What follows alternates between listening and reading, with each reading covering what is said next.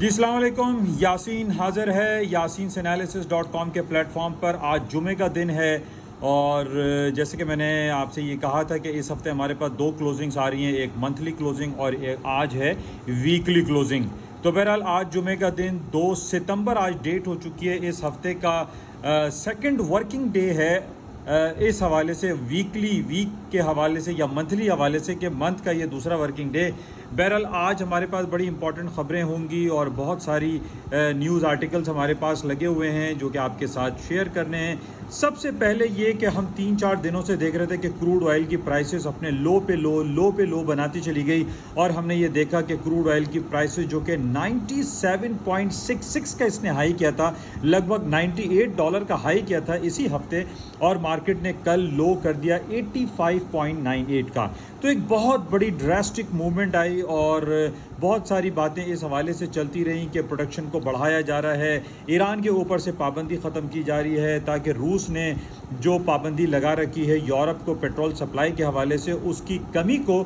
Europe کی جو demand ہے اس کو متحدہ عرب امارات سے, ایران سے اور سعودی عرب سے اور قطر سے پوری کی جا سکے. تو بہرحال اس قسم کی خبریں ہمارے پاس آتی رہیں اور ہم نے یہ دیکھا کہ تقریباً $10-11 مارکیٹ ایک ہفتے کے اندر فال ہو گئی, گر گئی, اور لوگوں میں یہی ایک خوف پیدا ہوتا رہا ان تمام لوگوں کے لیے, خاص طور پہ جو اس کی بائنگ میں پھنسے ہوئے تھے, جنہوں نے لانگ کیا ہوا تھا اپنی پوزیشنز کو اور وہ کافی اسٹاک ہوئے. بہرحال آج ہم دیکھ رہے ہیں کہ کروڈ آئل کی پرائسز دوبارہ اوپری سطحوں پر جانا شروع ہو گئی ہے اور ہمارے پاس جو اس کی خبر آ رہی ہے وہ دو بڑی امپورٹنٹ خبر ہے. ایک تو G7 کی میٹنگ ہو رہی ہے منڈے والے دن, منڈے کو یعنی 5 ستمبر کو G7 کی میٹنگ ہوگی اور اس میں یہ کہا جا رہا ہے کہ رشین آئل پرائس پلان جو ہے وہ فکس کیا جا رہا ہے کہ رشیا کی جو پرائس منوپلی ہے اس کو کم کیا جائے, اس کو ختم کیا جائے. اس حوالے سے منڈے کو میٹنگ ہوگی اور یہ بہت بڑی خبر ہے اور اس بیسس پہ ہم یہ کہہ سکتے ہیں کہ بازاروں میں دوبارہ اوپر جانے کی امیدیں پیش آ رہی ہیں. اور آج ہی ہم یہ دیکھ رہے ہیں کہ تقریباً کل کا 85-98 کا لو کرنے کے بعد تقریباً $3 مارکیٹ اوپر اٹھ چکی ہے اور اس کے اوپر اٹھنے کی خبریں یہی آ رہی ہیں کہ بروز پیر اوپیک پلس کی جو میٹنگ ہوگی اس کے اندر پرائس کٹ کی, پروڈکشن کٹ کے حوالے سے اور پرائس پلان کے حوالے سے باتیں ہوں گی اور اس بیسس پہ یہ کہا جا سکتا ہے کہ تیل کی پرائسز اوپر جا سکتی ہیں. میں نے کچھ دنوں پہلے بھی آپ سے اس بات کا ذکر کیا تھا کہ تیل کی پرائسز اوپر جانے کے قوی امکانات موجود ہیں اور اس کی وجہ صرف اور صرف یہی تھی کہ آئندہ اگلے مہینے یا اسی مہینے سے شروع ہونے والے سرد ہوائیں جو یورپ کو لپیٹ میں لے لیتی ہیں. نارملی ستمبر اور اکتوبر کے مہینے میں وہاں پہ سردیاں شروع ہو جاتی ہیں اور جب وہاں پہ یہ انرجی اور پیٹرول اور اس کی کرائسس سامنے آئیں گی تو لازمی طور پہ پرائسز تیل کی, کروڈ آئل کی, برنٹ آئل کی, گیسولین کی پرائسز اوپر جانے کے قوی امکانات موجود ہیں. بہرحال یہ آج اعلان ہو گیا ہے, پیر والے دن میٹنگ ہوگی اوپیک پلس کی, اس میں کیا نتائج آئیں گے ابھی سے کہنا کچھ قبل از وقت ہوگا, لیکن جو ہمارے پاس جو تجزیات اور جو رپورٹ شامل ہے ہمارے پاس اس میں یہی کہا جا رہا ہے کہ جو سرد موسم آتا ہے تو اس میں پیٹرول کی قیمتیں اوپر جا سکتی ہیں کیونکہ شارٹ فال بہت زیادہ دکھائی دے رہا ہے روس کی پابندی لگنے کی وجہ سے. تو بہرحال اس کو ہم چیک میں رکھیں گے کیا کچھ ہوتا ہے اور پیٹرول کی پرائسز اوپر کی طرف جاتی ہیں یا نہیں جاتی, اس کو چیک میں رکھیں. بہرحال اس خبر سے آج ہم یہ دیکھ رہے ہیں کہ $3 کروڈ آئل کے پرائسز اوپر جا چکی ہیں. اچھا, اس کے ساتھ ہی آج تو جاب کی رپورٹ ہے, اس سے پہلے میں یہ ذکر کروں گا کہ 5 تاریخ کو ہی یعنی منڈے کے دن برطانیہ میں ایک بہت بڑا فیصلہ ہونے والا ہے اور برطانیہ کی کنزرویٹو پارٹی کے 2 رکن جو پرائم منسٹر شپ کے لیے فائٹ کر رہے تھے یعنی مس لیز ٹرس اور دوسری رشی سونک جو کہ بھارتی نژاد ہیں, ان کے جیتنے کے امکانات کافی مدھم ہو گئے اور یہ کہا جا رہا ہے کہ لیز ٹرس جو ہے وہ اب وہاں کی نئی وزیر اعظم بن جائیں گی. بہرحال وزیر اعظم بننے کے بعد ان کو بہت سارے چیلنجز کا سامنا کرنا پڑے گا اور سب سے زیادہ جو ہم یہ دیکھ رہے ہیں کہ برطانیہ 40-42 سال کی بلند ترین سطحوں پر وہاں پر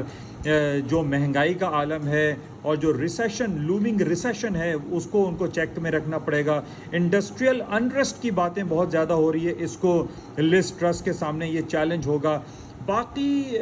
جو ایک رن اوے پرائسز یعنی مہنگائی کا جو طوفان ہے اس کو بھی دیکھنا ہے. اربن ڈکے کی باتیں بہت زیادہ ہو رہی ہیں برطانیہ لندن میں. اس کے یہ تمام چیلنجز مس لز ٹرس کو منڈے سے دیکھنا پڑے گا, کیونکہ منڈے کو وہ جیت جائیں گی اور منڈے کو ہی حلف برداری کی سیریمنی بھی آرگنائز ہو جائے گی. تو بہرحال یہ مس لز ٹرس کے حوالے سے بہت ساری باتیں ہیں, لیکن اس کے ساتھ ساتھ ہم برطانوی کرنسی کی جو باتیں کریں تو تقریباً 7-8 سال کے لوئسٹ لیول پہ پاؤنڈ اسٹرلنگ کی مارکیٹیں چل رہی ہیں, اور اس کے گرنے کی وجہ یہی ہے کہ ابھی تک برطانوی سینٹرل بینک نے یعنی بینک آف انگلینڈ نے کوئی زیادہ تیزی سے اپنے شرح سود میں اضافے کی باتیں نہیں کی ہیں, جبکہ ہم دوسری طرف دیکھ رہے ہیں کہ وہاں پہ ریسیشن ہے, وہاں پہ رن اوے پرائسز ہیں, اربن ڈکے ہے, انڈسٹریل انریسٹ ہے, جس کی وجہ سے برطانوی کرنسی ایک تنہائی کا شکار ہے. اور خاص طور پہ ہم نے یہ دیکھا جب پچھلے سال بریگزٹ کا واقعہ ہوا, یعنی برطانیہ کامن مارکیٹ سے نکل گیا اور اب برطانیہ 29 ممالک کے پلیٹ فارم پر موجود نہیں ہے,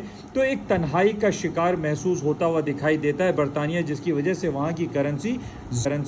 زبوحالی کا شکار ہے اور فالنگ سائڈ پر جا رہی ہے. اس کی وجہ سب سے پہلے ہم یہ کہہ سکتے ہیں کہ برطانوی بینک یعنی بینک آف انگلینڈ کو اپنے انٹرسٹ ریٹ کے بارے میں کچھ سوچنا پڑے گا.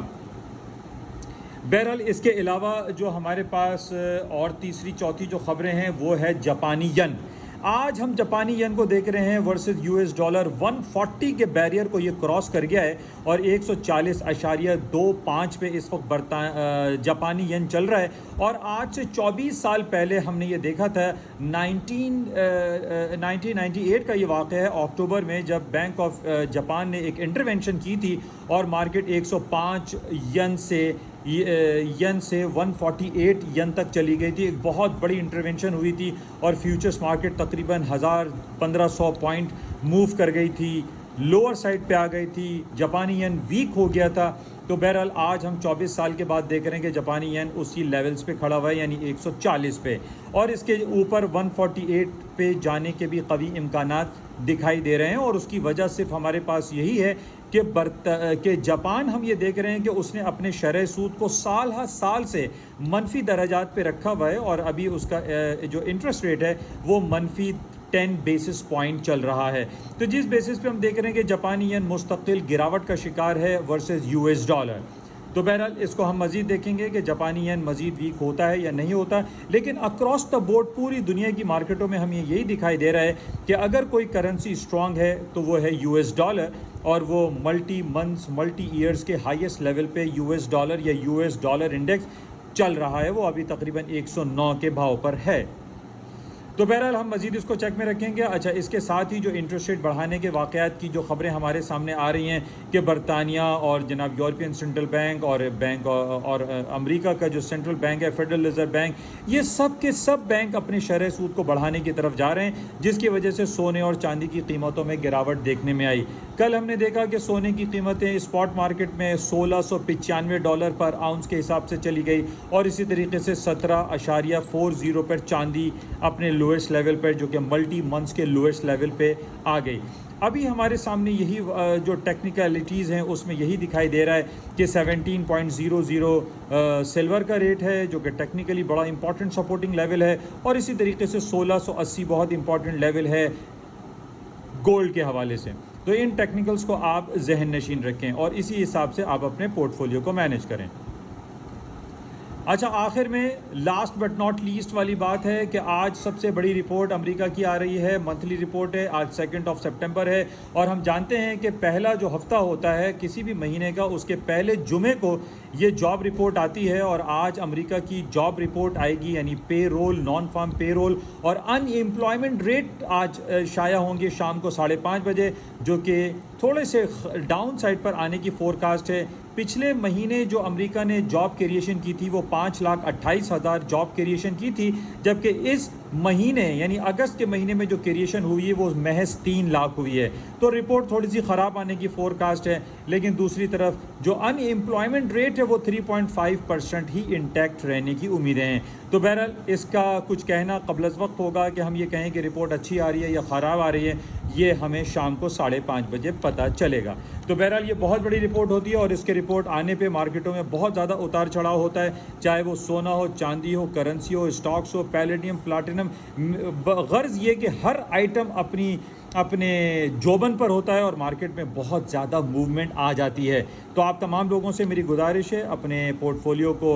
बेहतर तौर पर मैनेज करें, एहतियात बरतें और मोहतात रहें। तो बहरहाल ये कुछ खबरें आपके साथ शेयर की गई। बाकी पाकिस्तान की खबरें कोई ऐसी ख़ास नहीं। कल हमारे पास खबर थी कि IMF की तरफ से $1.16 billion state bank of Pakistan को इंजेक्ट हो चुके हैं, क्रेडिट हो चुका है। बहरहाल इसका कोई खातिर ख्वाह रिज़ल्ट हमारे सामने नहीं आ रहा। जैसे कि मैंने आपसे पहले कल भी ये कहा था कि पाकिस्तान में हालिया सैलाबी जो सिलसिला रहा, जो बारिशों का सिलसिला रहा, उसमें वज़ीर ख़जाना साहब मिफ्ता इस्माइल साहब ने ये कहा कि पाकिस्तान को $10 अरब का नुकसान हुआ है। तो बहरहाल ये नुकसान क्यों हुआ और क्यों कर हुआ और आइंदा ये होगा या नहीं होगा, इस पे हम पूरी पाकिस्तानी कौम को सर जोड़कर बैठना चाहिए। और इस पूरे नुकसान का सिर्फ एक ही हल हमें दिखाई देता है और वो हल है पाकिस्तान में ज़बरदस्त तरीके से डैम्स की क्रिएशन। हमारे पाकिस्तान में बहुत कमी है। डैम्स अगर हमारे पास मौजूद हों तो हमें ये सैलाब और ये तमाम जो मसाइल से दो चार हम होते हैं और हमारी खड़ी फसलें तबाह हो जाती हैं, इससे हम बच सकते हैं। मेरी गुजारिश हुकूमत पाकिस्तान से है कि वो डैम्स बनाने में सीरियसनेस का इजहार करें और जल्द अज जल्द मुख्तलिफ़ किस्म के मुख्तलिफ़ जगहों पर डैम्स क्रिएट किए जाएँ। बहरहाल ये कुछ खबरें आपके साथ शेयर की गई। होपफुली इससे कुछ ना कुछ आपको इस्तिफ़ादा होता होगा। आज जुमे का दिन है, 2 दिन हफ्ता इतवार छुट्टी रहेगी। इंशाल्लाह मंडे को या संडे नाइट को अगर कोई इंपॉर्टेंट न्यूज़ हुई तो आपके साथ दोबारा हाजिर हुआ जाएगा इंशाल्लाह। उस वक्त तक के लिए इजाज़त दीजिए। खुदा हाफिज़।